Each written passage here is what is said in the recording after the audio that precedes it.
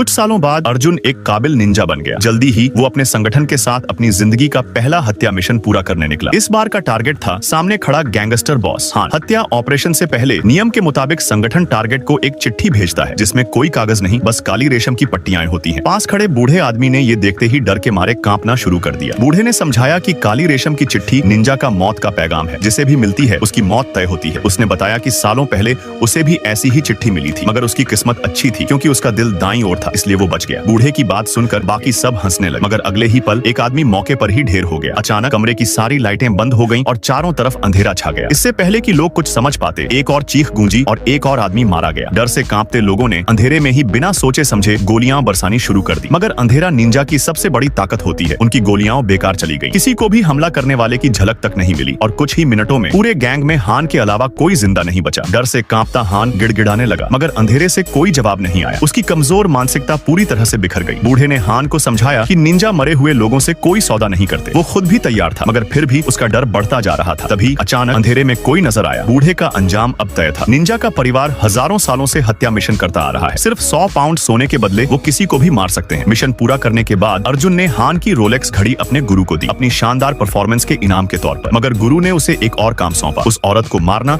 जो इस हमले के दौरान भाग निकली थी। जब अर्जुन ने उस औरत की आंखों में झांका तो उसे अपनी छोटी शिष्या याद आ गई। वो उस वक्त कमजोर थी और अपनी सबसे प्यारी चीज को खोते हुए बस देख सकती थी। वो दर्द अब और बर्दाश्त नहीं हुआ। उसके अंदर दबी नफरत अचानक फूट पड़ी। गुरु के एक इशारे पर बाकी सब निंजा अर्जुन को मारने के लिए आगे बढ़ गए। उसकी ताकत बेमिसाल थी, मगर अकेला इतने सारे दुश्मनों से नहीं लड़ सकता था। हर तरफ से जहरीले हथियार उस पर बरसने लगे। अंत में वो एक ऊंची इमारत से नीचे गिर गया, मगर किस्मत ने उसका साथ दिया और वो किसी तरह बच गया। इसके बाद वो शहर में छिपकर अपनी ताकत बढ़ाने लगा। हर दिन वो लोहे की कीलों पर अपने दोनों हाथ रखकर उल्टा खड़ा होता और 1000 पुशअप्स करता।